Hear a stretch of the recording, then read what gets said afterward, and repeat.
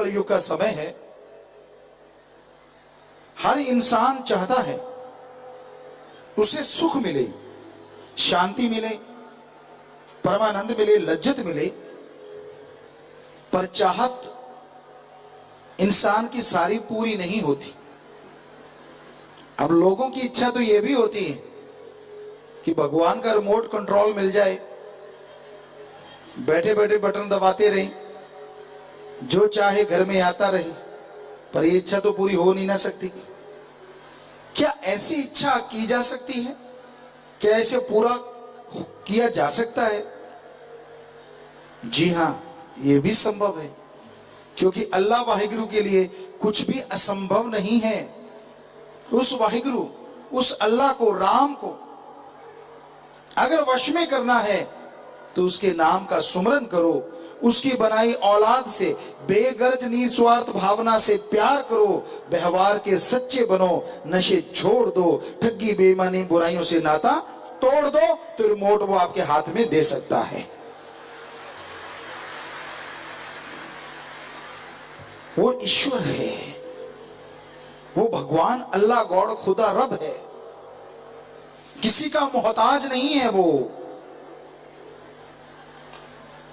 मजबूर नहीं है वो। पर बर्तन तो चाहिए ना जिसमें रहमत रुक सके। बहुत सुंदर सोने का बर्तन है, बहुत खूबसूरत, बहुत नकाशी की हुई है, ऊपर कढ़ाई की हुई है, बहुत खूबसूरत है, लेकिन पेंदे से फूटा हुआ है। उसमें अमृत डाल दो, पानी डाल दो, घी दूध डाल दो, सारा ही बह जाएगा। और एक मिट्टी का बर्तन है, पर वो फूटा हुआ नहीं है, उसमें अमृत डालो, पानी डालो, घी दूध डालो, एक बूंद भी बाहर नहीं जाती। अब आप ही बताइए, दोनों में से आपके कौन सा काम आएगा? हो सकता है सोने वाला काम आ जाए, क्योंकि उसको बेच के पैसे मिल जाएं, पर उसमें अमृत की तो एक बूंद नहीं रुकी जो कि आपको अमर कर सकता है। सोचिएगा जरूर। हमारे ख्याल से मिट्टी वाला बर्तन ही आपके काम का है। उसी तरह उस अल्लाह वाहिगुरु राम के लिए ऐसे बर्तन चाहिए जो उसकी दिया में रहमत को अपने अंदर समा सके। बर्तन अगर पहले पानी से भरा हो, कैसे अमृत आएगा? पहले ही पत्थर भरे हो, पूरा ठसा ठस हीरे मोती कहां फंसेंगे उसमें? पहले ही काम वासना क्रोध लोभ मोह अहंकार मन माया से ठसा ठस भरा हुआ बर्तन है, उसमें हरि रस अमृत आबो हयात आएगा तो आएगा कहां? पहले बर्तन खाली करना है, पहले अपने दिलो दिमाग से काम वासना क्रोध लोभ मोह अहंकार मन माया को भगाना है। हेंकड़ी छोड़नी होगी अगर अल्लाह वाहिगुरु खुदा को मिलना है। वो किसी के डराने से डरता नहीं, वो किसी के दबकाने से दबकता नहीं, वो किसी के रिझाने से मैं तुझे नोट दे दूंगा, मैं तुझे ये दे दूंगा, बहकता नहीं। उसको पाने के लिए तो अपने आप को लुटाना पड़ता है, अपने आप को साफ बनाना पड़ता है, फिर कहने की जरूरत नहीं पड़ती। वो कसम, वो राम अपने आप चला आता है। बिन मांगे मोती मिले और मांगे मिले ना भीख। कई भीख मांगते हैं, मांगने से नहीं मिलती, और कई बार बिन मांगे मालिक चाहे तो मोतियों का ढेर लगा देता है। इसलिए भाई, अपने शरीर रूपी बर्तन को अल्लाह वाहिगुरु राम गॉड खुदा रब की दया में रहमत के लायक बनाओ। अपने अंदर जो त्रुटियां जो कमियां हैं उनको दूर करो, और उनको दूर करने के लिए ईश्वर की भक्ति करनी है।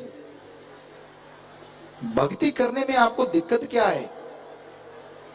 लोग बड़े बहाने मारते हैं, अब तो मारने हट गए शायद सत्संग सुन सुन के, फिर भी कोई ना कोई बहाना मार ही देता है। मुझे बड़ा काम है जी, बड़ा काम धंधा रहता है, मैं कब सुमरण करूं, मेरे पास तो समय ही नहीं है। सुबह उठता है, टट्टी पेशाब जाता उसके लिए टाइम है, नहीं जाएगा तो बीमार हो जाएगा। खाना खाता उसके लिए टाइम है।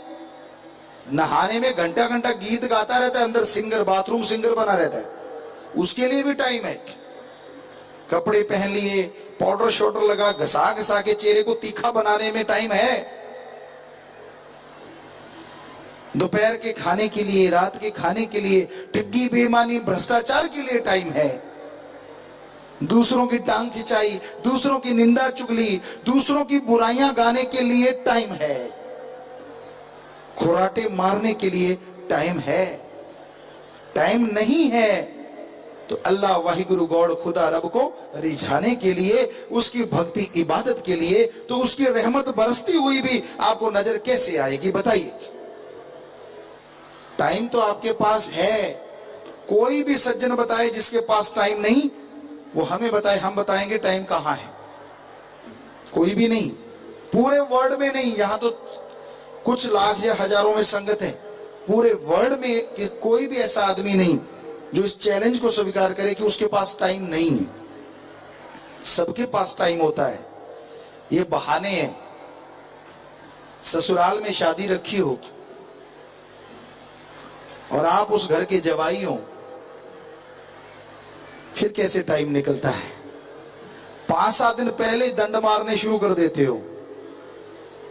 मतलब दंड मारना, कपड़े लत्ते लाने शुरू कर देते हो कि भाई तैयारी कर रहा हूं, ससुराल जाना है। क्यों? क्योंकि अगर आप नहीं जाएंगे तो फिर वो कहेंगे जीजा जी क्यों नहीं आए। अब राम नाम में भगवान जी तो कहते नहीं कि क्यों नहीं आए बेटा, क्योंकि प्यासा कुएं के पास जाता है, कुआं प्यासे के पास नहीं जाया करता। तो टाइम, आप खाना खा रहे हैं, खाते रहिए, ख्यालों में राम नाम घुमाते रहिए।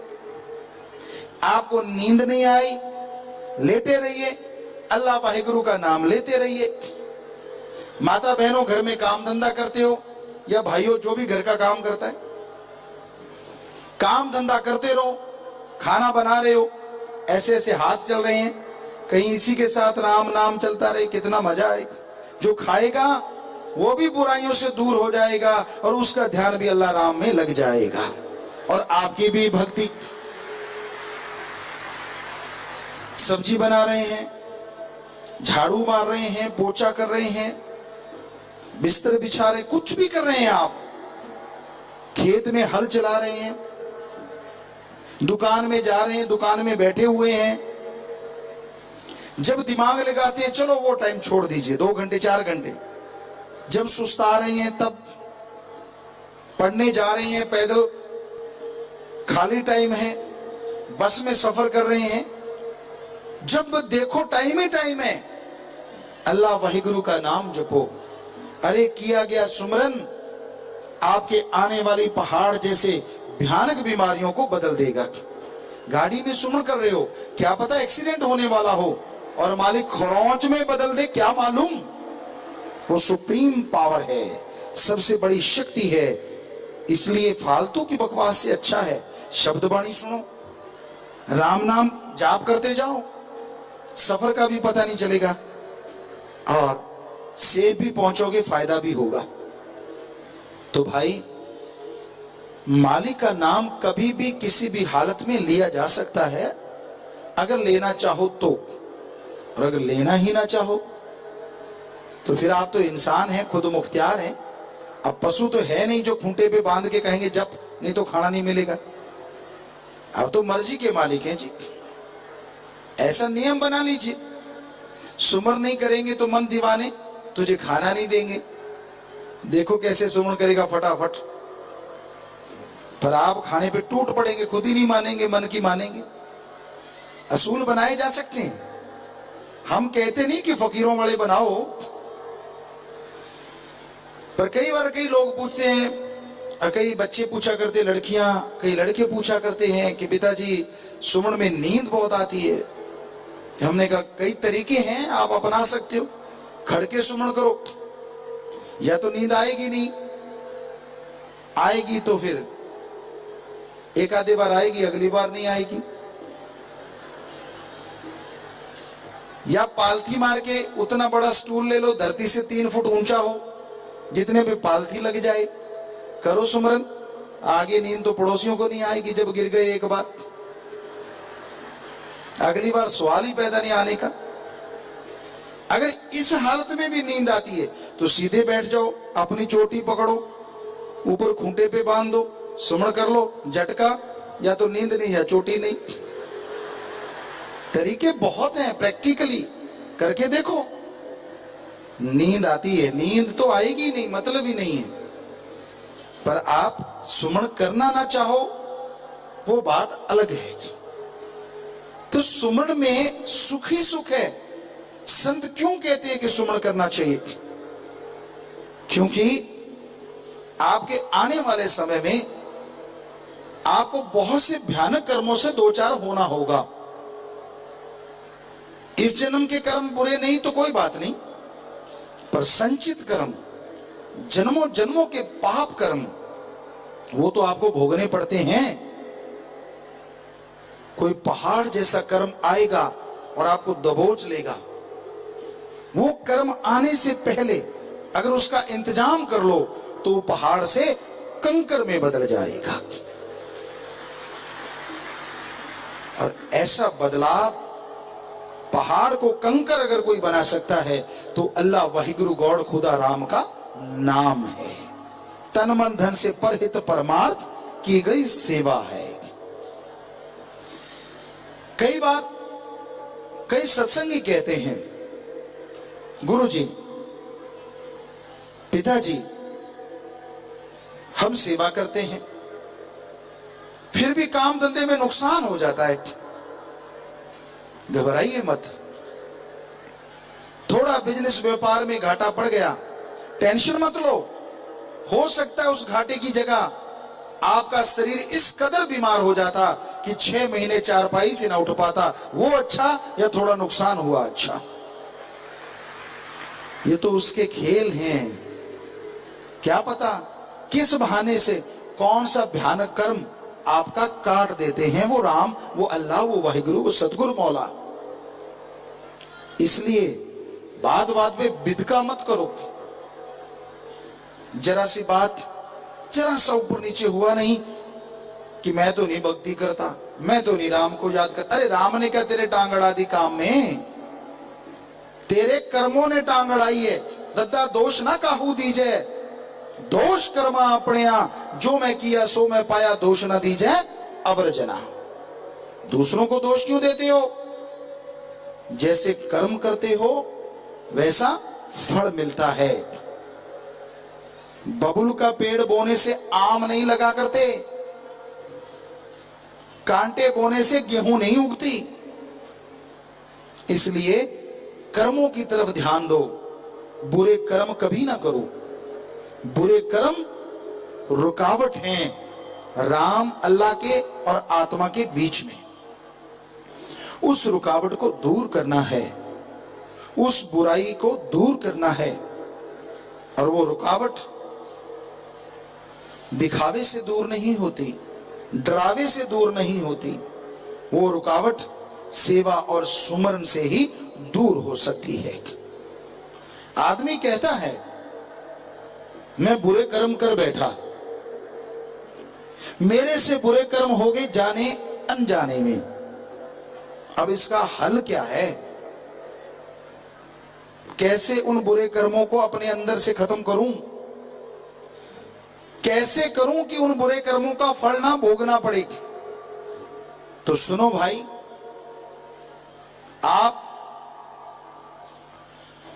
आपके इर्द गिर्द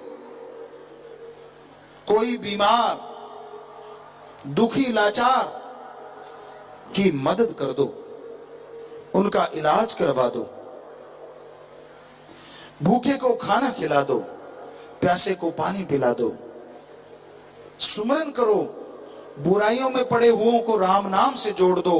व्यवहार के सच्चे बन जाओ, तन मन धन से परमार्थ कमाओ। हम आपको यकीन दिलाते हैं ऐसे कर्म अगर करोगे तो पहाड़ से कंकर बनने में मालिक देर नहीं करेंगे।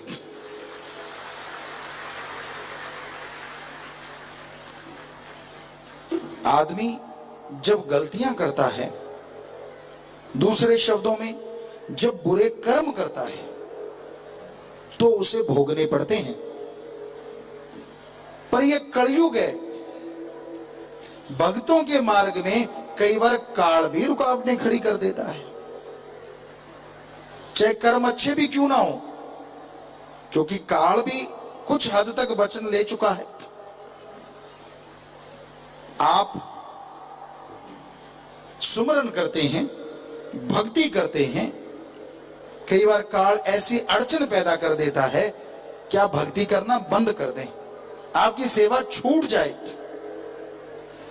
ताकि वो अपने चंगुल में फंसा ले, आपको दुखी कर सके और आपका मन परमात्मा की तरफ से उचाट हो जाए कि मैं तो सेवा करने वाला था, भक्ति करने वाला था, मेरे ये अड़चने क्यों आई, बस फिसल गए तो फिसल गए। लेकिन अल्लाह वाहिगुरु राम के जो पक्के भक्त होते हैं, भाई मंच की तरह, वो इतने से भी नहीं डोलते और मालिक उनको छाती से लगा के दोनों जहां में अमर कर देते हैं।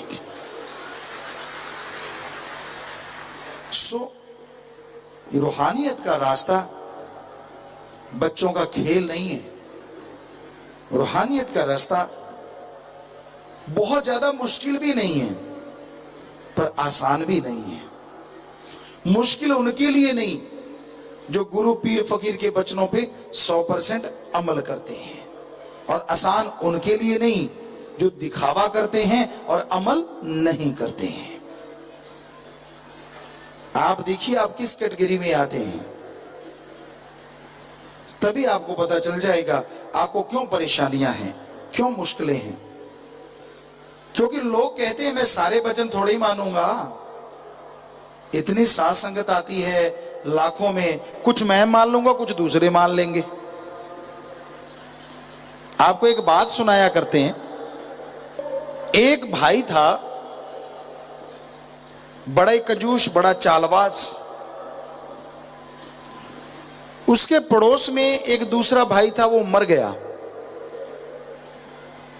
उसके घर से जो बहन थी वो रोने लगी। रोते रोते, कई लोग बोल बोल के रोते हैं, पंजाबी में कहते बैन पौना, हिंदी में भी कुछ कहते होंगे, अभी हमें ख्याल में नहीं आया। तो वो बोल बोल के रो रही थी। लोग वहां इकट्ठे हो गए, आ गए, बेचारी रो रही थी। और रोते रोते उस बहन ने कहा कि हाय, आप सुबह सवेरे उठते थे, मैं आपके लिए कोट पैंट तैयार करके रखती थी, पहनाती थी, और आप दफ्तर जाते थे, अब कौन पहनेगा।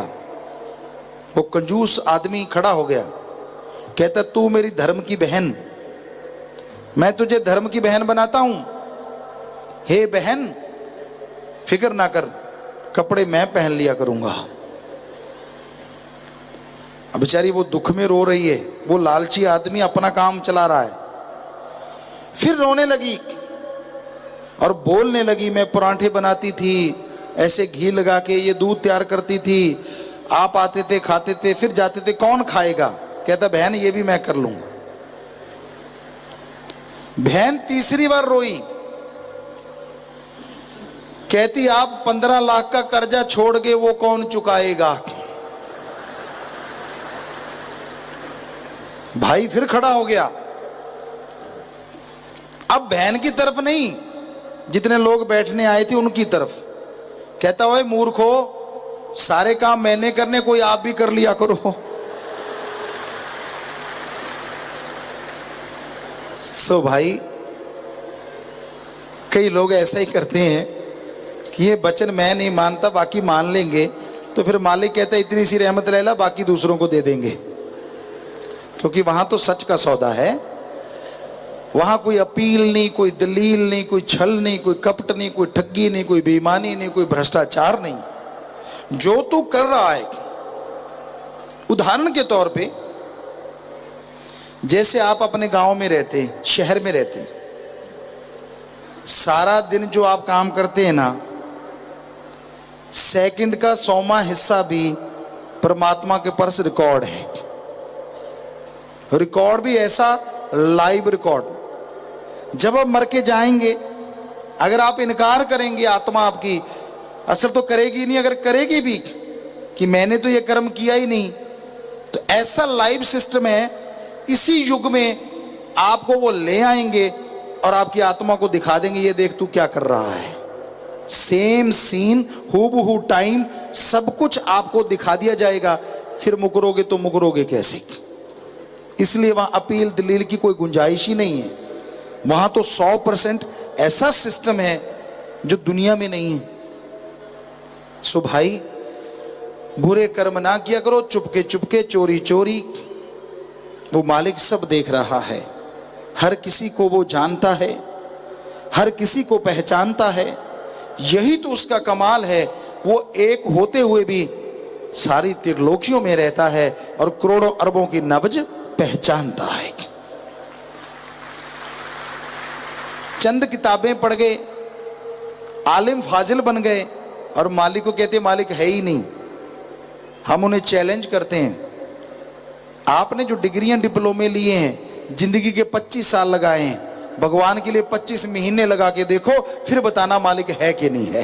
तरीका हम बताएंगे, प्रैक्टिस आप करो।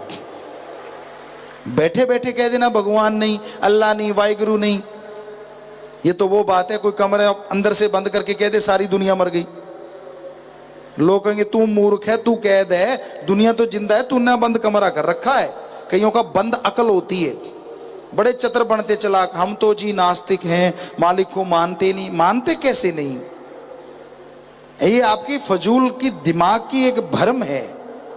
अगर उल्लू कहे कि सूरज नहीं है तो आप कह दोगे कि सूरज नहीं है? आप तो कहेंगे कि सूरज है। उल्लू के वो आंखें नहीं है जो सूरज के को देख सकें। उसी तरह अल्लाह वाहिगुरु राम है, पर उसको देखने के लिए आंखें और हैं। सो अखियां बेअन जिंद सिंधो मां पीरी, वो आंखें और हैं जिनसे अल्लाह वाहिगुरु राम नजर आते हैं। इन आंखों को बंद करके इनमें राम नाम की दवा डालो, अल्लाह वाहिगुरु गॉड की दवा डालो। ये दुनिया की तरफ से बंद हो जाएंगी और अंदर ज्ञान की आंखें बन के खुलेंगी, सच ही सच दिखाएंगी, अल्लाह वाहिगुरु के नजारे करवाएंगी और परमानंद लज्जत से माला माल बनाएंगी। वो आपके लटके झटकों में आने वाला नहीं है। एडा भोला खसम नहीं जेड़ा मगर चलित्र ना जाने। हमने देखा है लोग उसे बहलाना चाहते हैं। आजा सोने की सीट दूंगा, आजा सोने की गाड़ी दूंगा, जहाज दूंगा, पता नहीं क्या क्या दूंगा। ऐसी चीजों में आने वाला नहीं है वो। एडा भोला खसम नहीं जेड़ा मकर चलित्र ना जाने। अरे उसने आपको दिमाग दिया है और उसी के सामने झूठ बोलते हो। वो पल पल की खबर रखता है। एदे घर विच ओहियो वस सकदी जेड़ी सब चतराइयां भुल जावे, जो छल कपट छोड़ दे, सारी बुराइयां, चतुराइयां मतलब सब बुराइयां छोड़ दे और मालिक के सामने एक बच्चे की तरह सच बोल दे। वो मालिक को अति प्यारे लगते हैं और उनके पाप गुनाह मालिक पल में खत्म करके उन्हें अजीज बना लिया करते हैं, करीब कर लिया करते हैं।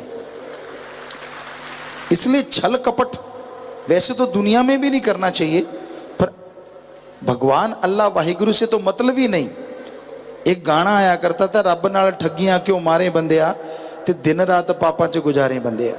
वाकई ऐसा ही तो कर रहा है आज का इंसान, भगवान से ठगियां मारता है। 100 की ठगी मारेगा, 1 रुपया मालिक को देता है। क्या कहता है? भगवान मेरे 99 1 नंबर के बना दो। भगवान को इनडायरेक्ट ठगी में शामिल कर लिया कि मैं 100 की ठगी मारा करूंगा तो तेरे को 1 दे दिया करूंगा। कितना कम हिस्सा देता है ना इंसान। वैसे कोई जमीन का सौदा करवाए तो 10%, 2%, 5%, पता नहीं कितने लाखों। और ये आदमी देखो लाखों की ठगी मार के भी 100 ही देगा। और वो देना भी किसको है? मालिक ने तो लेना ही नहीं, खुद दिया खुद ही खा गया, या उस जैसा कोई खा जाता है। तो इन चक्रों में मत पड़ो, अपनी भावना का शुद्धिकरण करो, विचारों को शुद्ध करो, अपने आप को पवित्र बनाओ गुरु का सत्कार करते हो पर गुरु वचनों पे 100% अमल करोगे तो जिंदगी में कभी दुखी नहीं होगे। एक कहावत है 100 हथ रस्सा ते सिरे ते गंढ, और वो सिरे वाली गांठ यही है कि गुरु का सत्कार ठीक है लेकिन गुरु वचनों को मानना 100% जरूरी है। हिंदू मुस्लिम सिख ईसाई जितने भी धर्म हैं 100% सच थे, सच हैं और सच रहेंगे, पर उनको मानोगे तो फायदा है, सिर्फ सिर झुकाने से रहमतें बरकतें नहीं आएंगी, ये गारंटी देते हैं आपको। सुनो, मानो, फिर देखो कैसे नजारे मिलते हैं। गुरु के वचनों पे अमल करो तभी सब कुछ हासिल होता है। और जब गुरु के वचन इंसान तोड़ने शुरू कर देता है, शुरू में उसकी आत्मा कचोटती है, यार तुझे वचन नहीं तोड़ने चाहिए, तुझे वचनों में गलतियां नहीं करनी चाहिए, लेकिन कई पढ़ के कड़ जाते हैं, ढीठ हो जाते हैं, ढीठ महाढीठ। उनकी आत्मा बोलती रहती है लेकिन मन इतना हावी हो जाता है कि उसकी आवाज आत्मा की नीचे दब जाती है। कहता कुछ नहीं होता, ऐश उड़ाओ, मजे करो, ये करो, वो करो, इत्यादि इत्यादि। वो खुद तो बिगड़े, हम तो डूबे हैं सनम, तुझे भी ले डूबेंगे, ऐसे होते हैं। क्योंकि वो तो बुरा हाल होता ही होता है, जो उनके यार दोस्त बनते उनको भी डुबोने की कोशिश करते हैं। तो इसलिए बुरे का संग ना करो, किसी गलत का संग ना करो, सोहबत ना करो, अच्छे पुरुष का संग करो, भले पुरुष का संग करो, मालिक से मालिक को मांगते रहो, यकीनन मालिक कृपा करेंगे और दया में रहमत से नवाजेंगे और अंदर बाहर से माला माल कर देंगे। इस कलयुग में सुमरन करना और परहित के लिए समय निकालना बहुत बहुत मुश्किल है।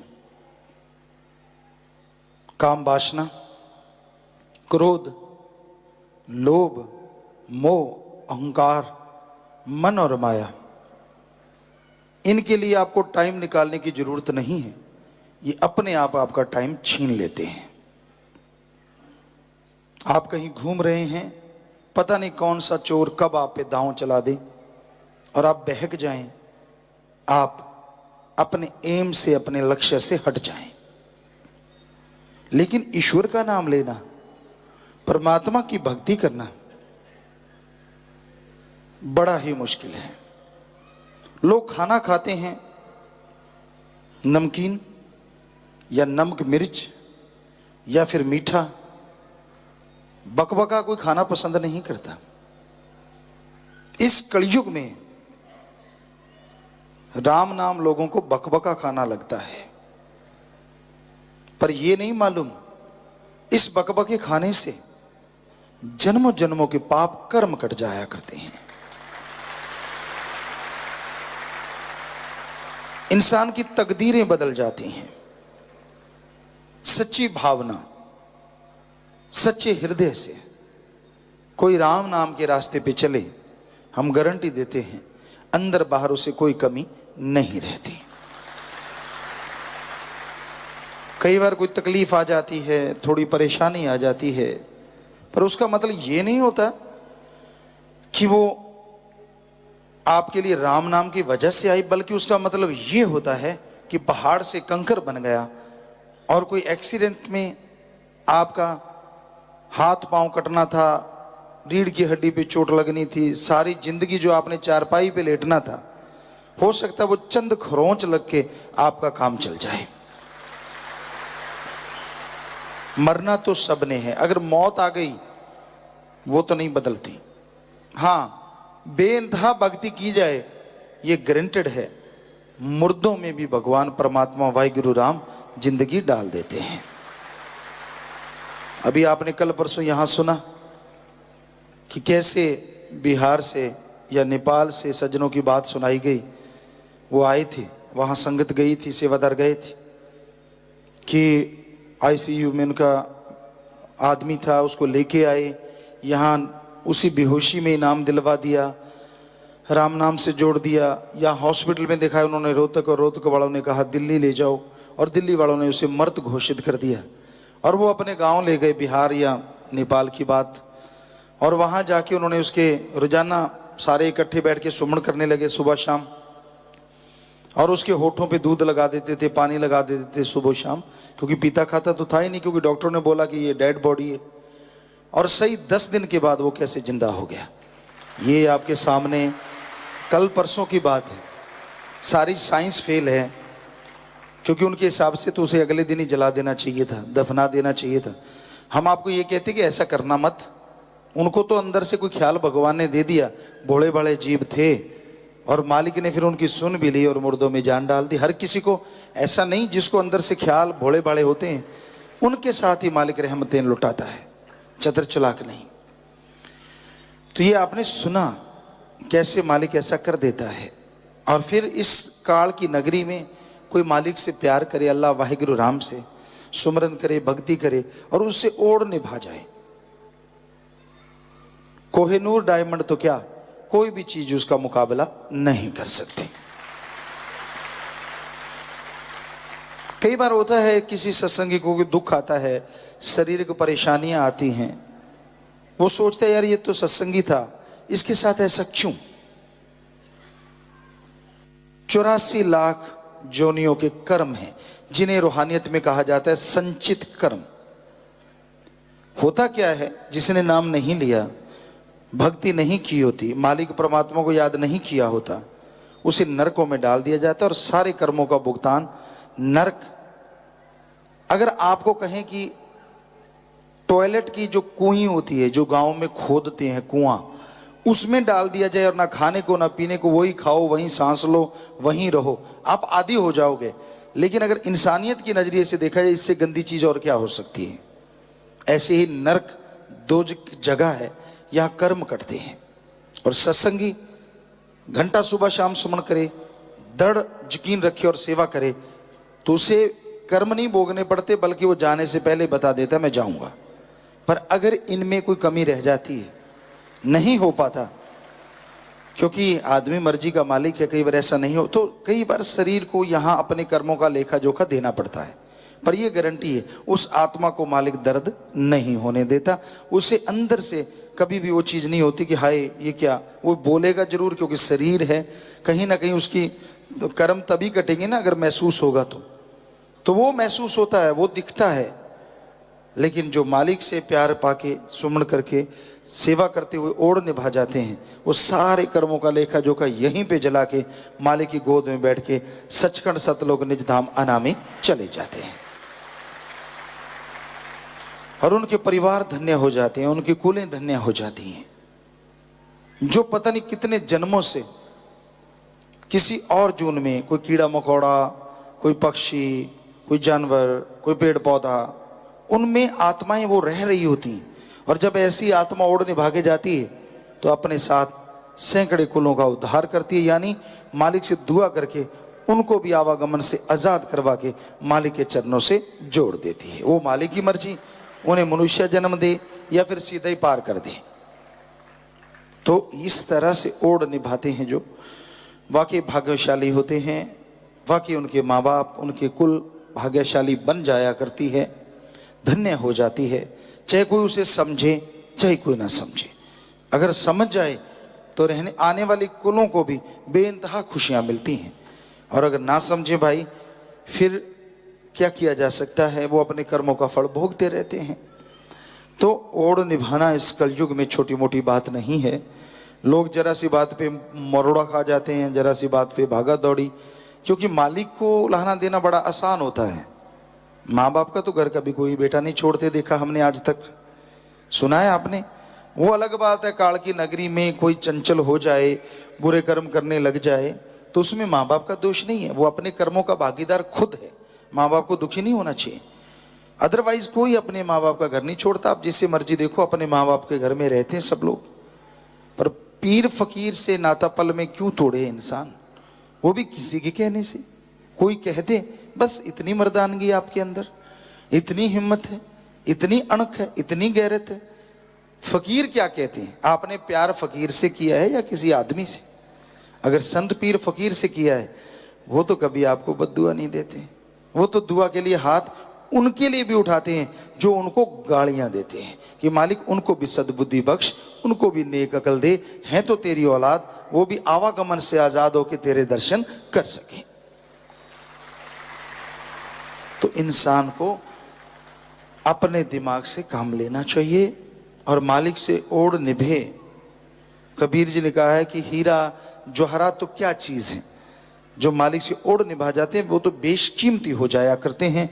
जब सभी धर्मों में ये आता है और ये हकीकत है, हमारा महसूस किया हुआ है कि जब आत्मा रूहानी मंडलों पे जाती है, आप जैसे अब देख रहे हैं, हमें देख रहे हैं, हम आपको देख रहे हैं, आप अपने बाल बच्चों को, परिवार को देख रहे हैं, सतगुरु मौला की कृपा से हम उन रूहों को जाते देखते हैं और ये भी देखते हैं कैसे देवी देवता खड़े होके जगह जगह पे उनका सत्कार करते हैं, कैसे फूल बरसात होती है, कैसे हर कोई ये कहता है धन्य है। जैसे आप चुगली करते हैं, वो आपस में कहते हैं धन्य है यार ये रूह, कलयुग में रह के इसने भक्ति कर ली, काल की धज्जियां उड़ा दी कि काल की परवाह नहीं की, उसके चंगुल से निकल के अपने मालिक की गोद में बैठ के निज धाम जा रही है, सब जय जयकार करते हैं।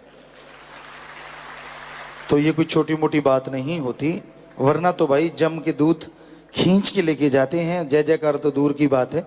और ऐसे रास्तों पे लेके जाते हैं जैसे तलवार की धार, चींटी की भी ताकत नहीं होती कि वहां से गुजर सके। और रूहें, आत्माएं, उनको कारण शरीर दिए जाते हैं, सूक्ष्म शरीर दिए जाते हैं और वो कट कट के वहां गिरती हैं, लेकिन मरती नहीं, यही सबसे बड़ी बात है। और वो तड़फती हैं, फिर से वैसी होती हैं, फिर तड़फती हैं। तो कहाँ मालिक की गोद में बैठ के सीधा निज धाम जाना, तो भाई ये बहुत बड़ी बात होती है, क्योंकि यहाँ मन इंद्रियां फैलाव में हैं, आदमी का कोई भरोसा नहीं। बस एक ही तरीका होता है कि मैं भक्ति करता हूँ, मुझे कोई छेड़ेगा तो मैं भक्ति छोड़ दूंगा, मैं घर जाऊंगा, मैं ये करूंगा, मैं वो। अरे भाई धौंस क्यों?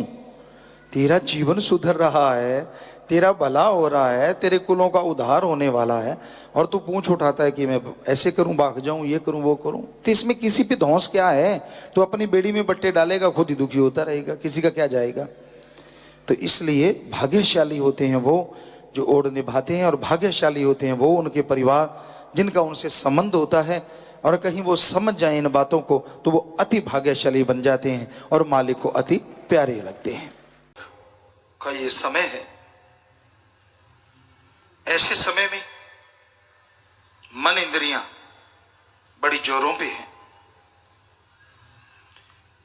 वो इंद्रियां जो आत्मा का साथ देना बनता था, आज मन के अधीन है, मन की गुलाम हो चुकी है।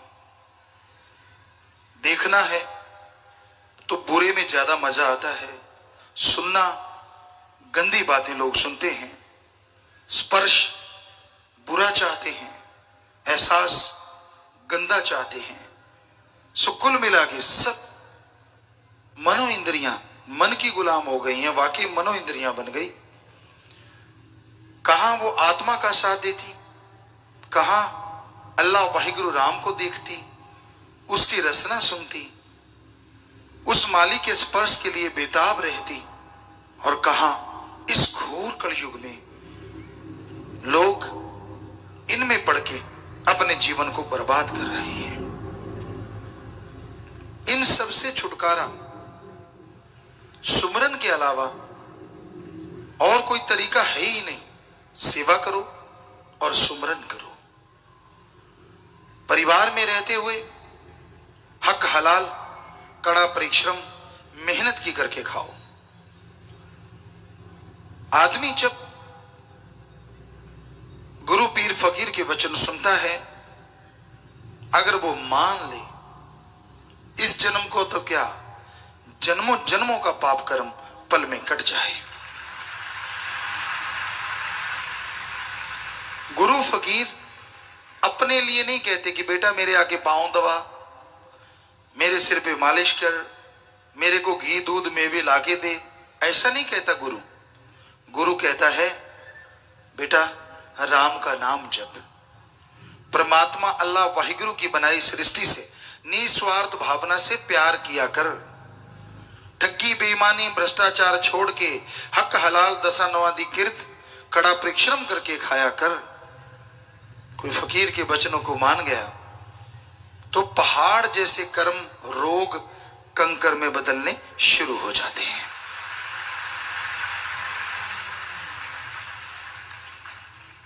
तरुवर फल नहीं खाते है सरोवर पीव न नीर, परमार्थ के कारणे संतन भयो शरीर।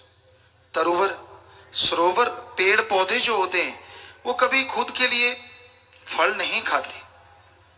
आप कहीं देख लीजिए, उनके जो फ्रूट है या तो पक्षियों के काम आता है या इंसानों के काम आता है या पशुओं के काम आता है।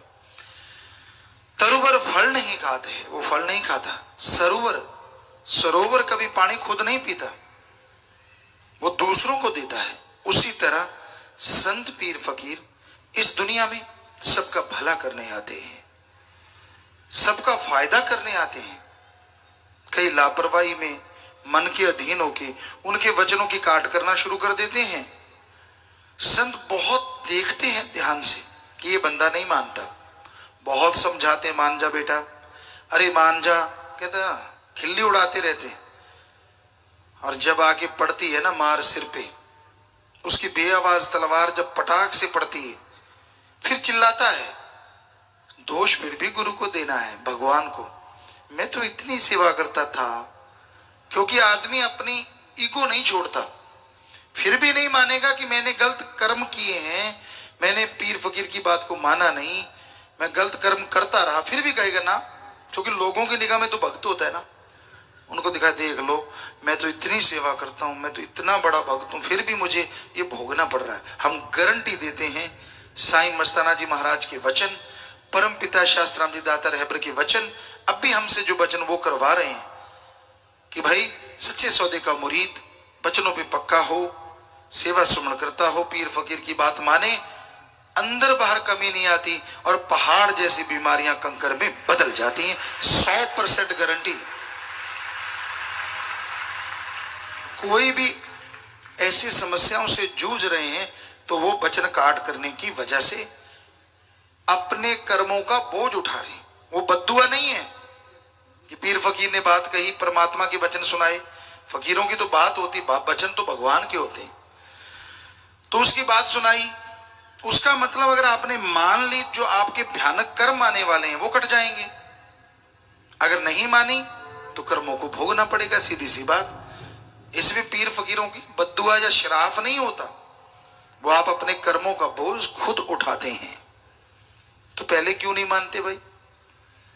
संत तो रोज जो रोजाना यहां मजलिसें सुनते हैं, वो लगभग हमें लगता महीने में 10-15 बार तो सुनते ही होंगे। हम ऐसी चर्चा करते हैं, मान जाओ भाई, छोड़ दो बुरे कर्म, छोड़ दो बुरे कर्म। कईयों को तो ये हो जाता है, पिताजी रोज ही क्यों बोलते हैं? क्योंकि ज्यादातर लोग ढीठ हुए बैठे हैं, वो रोज सुनते हैं, इधर से सुना, इधर से नहीं, इधर से वापस कर देते हैं, अंदर तो जाने ही नहीं देते। यहां से सुना, यहीं से फूंक मार देते, चल बाहर। इसलिए वो बातें बार बार कहते हैं कि इनको अंदर ले जाओ। भयानक पाप कर्म आपको भोगने ना पड़े। सेवा करो, तन मन धन से दीन दुखियों की मदद करो, सुमरन करो, ताकि वो कर्म कटते जाएं और मालिक की खुशियों के अधिकारी आप बनते जाएं। तो संत तो वचन करते हैं, कई नहीं मानते, बुरे कर्म करते रहते हैं। नए युग की बात करें, नए युग, आधुनिक, बड़ी सुविधाएं हैं। अब नेट आ गया, कई बार उस पर देखते हैं क्या है, बहुत सर्च, तो उसमें बहुत अच्छी चीजें हैं। आप घर बैठे दुनिया में कुछ भी ढूंढ सकते हैं, कौन कहाँ क्या है, कैसा है, आपको जरूरत पड़े कौन सी चीज चाहिए, उसका क्या रेट होगा, A to Z आप पता कर सकते हो, कहाँ मिलेगी, किधर मिलेगी। लेकिन कई ऐसे निकम्मे होते हैं, उससे गंदगी फरोलते रहते हैं। वो बैठे रहेंगे, कमरे बंद कर लिए या इधर उधर बंद कर लिया, लगे रहे उसी पे, लगे रहे उसी पे, गंदगी। कहां से परमात्मा का प्यार उमड़ेगा और कहां से खुशियां आएंगी? हम किसी का नाम नहीं लेंगे, पर्दा नहीं उठाते किसी का भी, लेकिन ऐसे लोग भी हैं जो भक्त की दिखावा और ऐसे कर्म करते। तो आधुनिक युग में आधुनिकता से फायदा लो, नुकसान ना करो अपना, अपने परिवार का, अपने बच्चों का। उसमें कोई गलत नहीं है, आप उसमें से कहीं से भी कुछ ढूंढ सकते हैं, कहीं दुनिया में बैठे आदमी से रूबरू हो सकते हैं, फेस टू फेस बात कर सकते हैं, ऐसा लगता है मिल लिए, और वाकई मिलने जैसा हो जाता है। तो उसका दूसरा पहलू है गंदगी, तो उससे तो बचो। लेकिन उसमें भी कई लोग डूबे रहते हैं, उसमें खोए रहते हैं, पड़े रहते हैं बुरी तरह से। तो ये अपनी गंदगी को दूर करना जरूरी है। जो ऐसा करते हैं खुशियां कहां से आएंगी? अपनी खुशियों पे कुठाराघात कर लेते हैं। तो भाई हमारा फर्ज बताना, एज ए फादर आप लोग कहते हैं, एज ए गुरु कहते हैं, as a Baba, as a कुछ भी, क्योंकि हमारा काम बेपरवाह जी ने नाम संत रखा, तो हमारा संतों का फर्ज होता है कि सारी दुनिया को आगाह करें, बुरे कामों से परहेज करें और अच्छे कामों पे चलना सिखाएं। कौन कितना मानता है, कौन कितना अमल करता है, ये मर्जी का मालिक है हर आदमी। तो दुख जब आते हैं फिर तब ना तिल मिलाया करो, तब तो फिर दोष सारा गुरु को, सारा दोष भगवान को, अपने कर्म तो याद ही नहीं रहते। सच सच बताइए, कभी आपने किसी को देखा है ये कहते हुए, यार मैं चाहे सेवा करता था, नाम जपता था, पर बुरे कर्म भी बराबरी करता था, इस वजह से मैं दुखी हूं? ना ना ना ना ना ना, ईगो का घेर अड़ा हुआ है। यही कहेंगे ना यार, मैं तो देखो, सारे कहेंगे यार तू तो बहुत सेवा करता था, तू तो बड़ा भागता दौड़ता था। आगे से पता क्या कहते, देख लो मेरे साथ क्या हुआ। दिरफिटे मुंह पंजाबी में कहते हैं वो वाली बात, कि क्यों क्यों अपनी बेड़ी में और बट्टे डाल रहा है। ये भी तो एक इनडायरेक्ट भगवान की निंदा होगी, कि अपनी गलती नहीं माननी कि मैंने गलतियां की इसलिए मैं भर रहा हूं, लोगों के सामने टाल दिया कि देखो फिर भी मेरे साथ हो रहा है। और ऐसे लोग होते बेवकूफ। जब ये वचन साईं मस्ताना जी महाराज परमपिता जी के आपको कितनी बार सुना चुके हैं, सच्चे सौदे का मुरीद वचनों पे पक्का, सेवा सुमन करता हो, थोड़ा सुमन चलो ज्यादा नहीं, सेवा और दृढ़ यकीन रखता हो, ना अंदर कमी आए ना बाहर कमी आए। कई चतुर चालाक होते हैं, वो हमसे पूछते हैं, जैसे हम आपको समझाते हैं वो हमें समझाते हैं, पिताजी देख लो मेरी कोई गलती तो नहीं। हमने कहा अच्छा तू बता दे तेरी कोई गलती तो नहीं। कहता नहीं आप तो जानी जाना है। हमने कहा नहीं आप भी जानी जाना है, क्योंकि अपनी गलतियों का तो हर कोई जानी जान होता है, दूसरों की तो चलो छोड़ो। पर ना जी, भाई जी कुछ हो गया हो तो अनजाने में, फिर वो बहाना यू टर्न मारते हैं कि भाई इंडायरेक्टली माफी ले ले तो अच्छा है, कुछ अनजाने में हो गया हो तो माफ। हमने कहा कुछ अनजाने में हो गया तो माफ, माफी मिलती नहीं, क्योंकि जाने में होता है सारा, अनजाने में होता कुछ नहीं। तो तू वो कहते ना, तू पात पात में डाल डाल, तू डाल डाल में पात पात। तो बेपरवाह जी, तो भगवान तो हर जगह हर किसी को देख रहा है, लोग उसको भी बुद्धू बनाने चलते हैं, ये है वो है। तो भाई हमारा तो हाथ जोड़ के प्रार्थना है कि छोड़ दो बुरे कर्म, और जब भोगना पड़ेगा ना फिर मत चिल्लाना कि आपने जो बुरे कर्म नहीं किए, फिर कहीं सफाइयां मत देना कि नहीं मैं तो बिल्कुल कभी गलती करता ही नहीं जी, मैं तो, या फिर कई गलतियां, मैं तो गलती का पुतला हूं। पुतले में कौन सी गलतियां वो तो बता। बहाने से निकलना हर आदमी जानता है, हम तो जी गलतियों के पुतले हैं। ये किसने कहा भाई? किस ग्रंथ में लिखा हुआ है कि गलतियों का पुतला है? ऐसा तो कुछ नहीं, बल्कि ये लिखा हुआ है आदमी तो खुद मुख्तियार है, गलतियों का पुतला तो है ही नहीं, खुद मुख्तियार है। वो चाहे तो इस मृत्यु लोक में भगवान परमात्मा वाहिगुरु को सामने प्रकट कर सकता है, ऐसा परमात्मा ने ताकत दे रखी है, ऐसी हिम्मत दे रखी है। ये तो हमने पढ़ा, ये तो नहीं पढ़ा कि आदमी गलतियों का पुतला। गलती हो जाती है ये मानी बात, पर उसको फिर सही तरीके से साथ संगत में माफी ले, क्षमा मांगे उस वाहिगुरु राम अल्लाह से, तो माफी भी मिल जाती है और खुशियां भी आनी शुरू हो जाती हैं। पर क्यों किंतु परंतु सौदा नहीं चलेगा।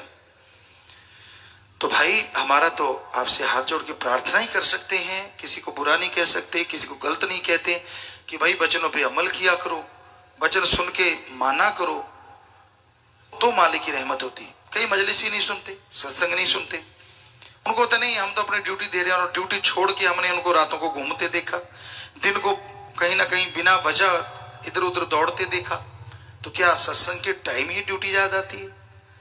तो बहुत चीजें ऐसी हमने देखी हैं जो लोग अपने आप के लिए घात करते हैं, किसी और का नहीं।